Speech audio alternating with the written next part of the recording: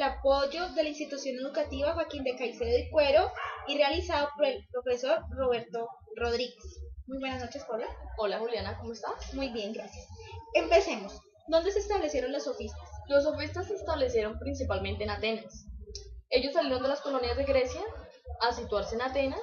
Cuando se situaron en Atenas empezaron a propagar pues su idea o su forma de pensar hacia los demás sitios y pues desde ahí fue donde se inició la idea y se propagó. Bueno, entonces, ¿qué genera este movimiento? ¿Qué genera este movimiento? No, más bien yo diría cuándo se genera. Se genera en 1431 antes de Cristo, cuando ahí sí llega la guerra a Grecia y empieza pues a morir la gente, a ver pues tristezas, pobrezas, toda esta clase de cosas. También llega, tras del hecho llega la peste, ¿no? Llega pues la peste que también acabó con muchísima gente, empezó a que la gente dejara de querer o a adorar pues, sus valores, a que empezaran a pensar en otras religiones, a decir que no estaban siendo acompañados y toda esa clase de cosas, dudas que se generaron. Entonces, en ese momento, justo en ese momento fue cuando hizo falta que el ser humano, que cada uno empezara a defenderse, a empezar a participar en la política. Para poder participar en la política debía saber algo, ¿no? O sea, no podías llegar allá de la noche a nada. Entonces, no, llegaron los sofistas y empezaron a enseñar. Digamos que dejaron atrás esas enseñanzas de la música y pues de la Odisea y todas esas clases de cosas antiguas para dar paso a una nueva enseñanza. Esta nueva enseñanza los mejoró y los dejó listos para poder gobernar su propio pueblo. O sea que los sofistas, ¿qué puesto tenían en la sociedad?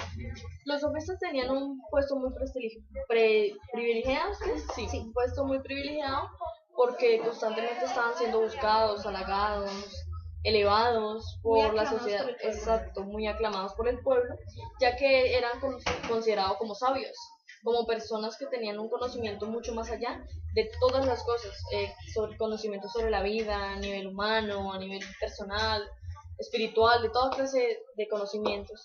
Entonces estas personas, todo el tiempo, estaban siendo buscadas por otras para que les dijeran cómo eran las cosas, cómo debían actuar, cómo debían todos pensar y así. Entonces ellos empezaron pues a mejorar, de esta forma empezaron a hacerse conocer, empezaron a tener discípulos y eso es lo que los hizo grandes, pues los colocó en un buen estatus, digámoslo así. Correcto. ¿Y qué enseñaban ellos en sí? ¿Qué enseñaban ellos en sí? Ellos enseñaban a argumentar, digamos que se organizaban sus palabras o planeaban, entre comillas, lo que iban a decir, pero era un plan inmediato. Eran, yo te digo esto y tú me contestas esto, pero yo lo contesto mejor. Entonces simplemente tu teoría y mi teoría era mejor porque mi teoría acababa con tu teoría. Entonces iban uniéndose estas nuevas personas que pues las teorías se desvanecían, digamos. También podemos decir que pues hubieron cosas muy importantes como la educación se volvió gratis, o sea, entre comillas, porque ellos deseaban o consideraban que la educación no era solamente para los ricos. La educación también era para todas las personas que deseaban estar en busca del conocimiento. También le brindaron la oportunidad pues a las mujeres, a toda esa clase, o sea, ellos deseaban que todo el mundo aprendiera y pues esto fue un avance, ¿no?, para la sociedad. Plantearon que pues cambiar la educación, ¿no? O sea, ya no más la Odisea, ya no más la música o la poesía. Ahora era salirse del contexto totalmente. Ahora era la música, bueno, no, perdón, qué pena. Ahora no era la música, sino que era, digamos, la lengua, la religión, la ética, la moral, la política. O sea, cosas que realmente lo preparaban para llegar a un puesto y hacerse cargo de su pueblo, manejarlo. También planteaban lo que era el relativismo. El relativismo es que no existe ni lo bueno o no existe ni lo malo. Simplemente que algo tiene dos facetas. Tiene una parte buena o tiene una parte mala. Simplemente es la forma de ver de cada quien. O sea, nos representan el individualismo de cada persona. Por eso Nietzsche estaba tan de acuerdo con ellos. Porque Nietzsche consideraba que cada quien debía hacer lo que consideraba, ¿no? Y los sofistas decían que cada quien pensaba de una forma diferente, o sea, que cada cosa era diferente y que mi verdad no era tu verdad. Mi verdad era mía dependiendo de cómo yo la mirara. Entonces había aspectos positivos y negativos, solo depende de las formas en que yo me establezco, desde la periferia en que lo miro. Digamos, la música. La música, digamos, a mí me gusta el rock, a ti te puede gustar el reggaetón o el vallenato, pero a mí me puede parecer muy malo el tuyo y a ti muy malo el mío. Pero si nos ponemos en otros ámbitos y analizamos de otra forma, y quizás me guste el reggaetón. Quiere decir que podemos manejar las dos situaciones y nos pueden agradar las dos situaciones. O sea que tú quieres decir que los sofistas podían tratar sobre el tema a favor y en contra. Sí, los sofistas podían manejar las dos posturas, porque ellos simplemente no estaban ni de acuerdo con lo uno ni de acuerdo con lo otro, simplemente la verdad de ellos era relativa, o sea, dependiendo de dónde estuvieran y lo que les convenía también, ¿no? Porque todo era pues por conveniencia, como siempre. Si a mí me vale la pena pues decir la verdad, pues digo esta parte, ¿no? Y si no me vale la pena, pues digo la otra. Entonces ellos simplemente optaban por las dos partes y no se complicaban el ambiente. Otra cosa que te puedo decir es que ellos nunca buscaban o sea, la esencia de las cosas, el principio, no. Ellos simplemente buscaban mostrar lo que ellos conocían, mostrar lo que sabían y que la gente pues lograr sus objetivos y que la gente pues, les creyera. O sea que Pero ellos se adaptaban a la situación. De acuerdo a la situación que estaban, ellos planteaban su argumento para poder convencer a las demás sí, personas. claro, o sea, ellos sabían qué debían decir y cómo lo debían decir, o sea, eran personas eficaces y eran enseñadas especialmente a esto, ¿no? Y entonces, pues, no sé qué más otra cosa te interesaría saber. No, me quedó muy claro. ¿Sí? ¿Cuáles serían algunos de los representantes más significativos de los sofistas? Bueno, representantes significativos, bueno, yo te puedo mencionar varios. Entre esos está Protágoras, que era el que plantea la homo mensur, que es que el hombre es la medida de todas las cosas. Quiere decir que no hay una verdad absoluta. O sea, el hombre es el que empieza las cosas o el hombre es el que las termina. O sea, todo está a raíz del hombre. Está también Georgias, que es el padre de la retórica.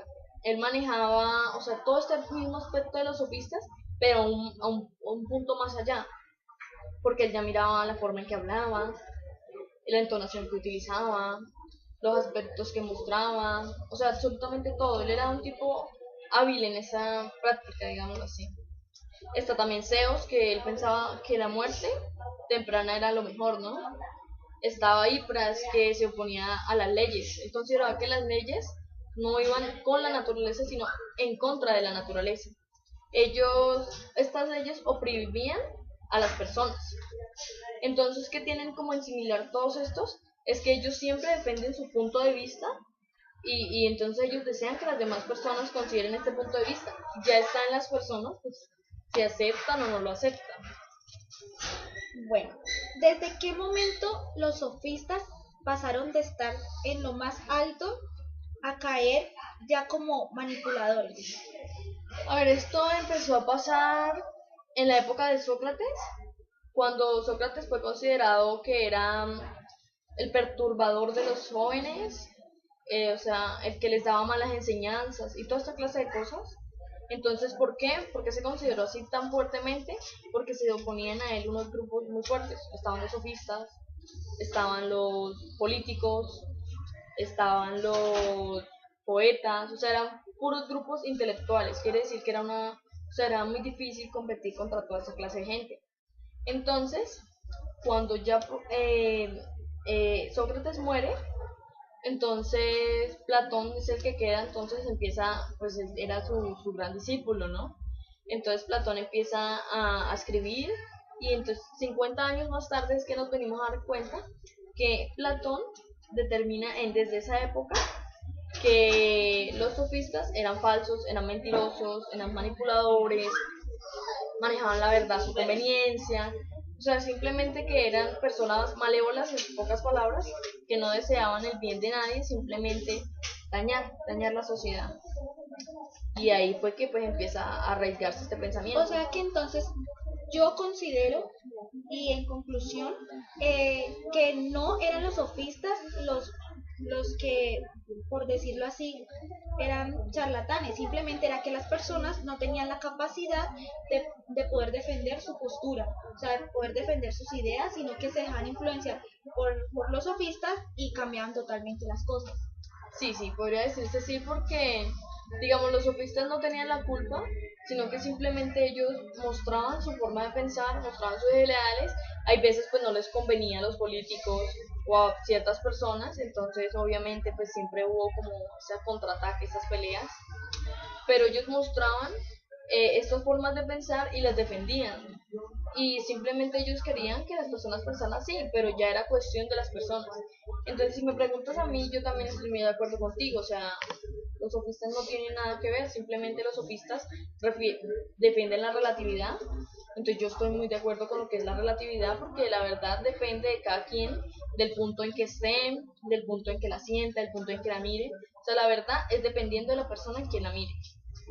Por lo tanto, los sofistas no hicieron, o sea, no son mentirosos, no son manipuladores, simplemente cuentan su verdad, simplemente que son personas muy hábiles para argumentar y para poder debatirle a las demás personas otra idea.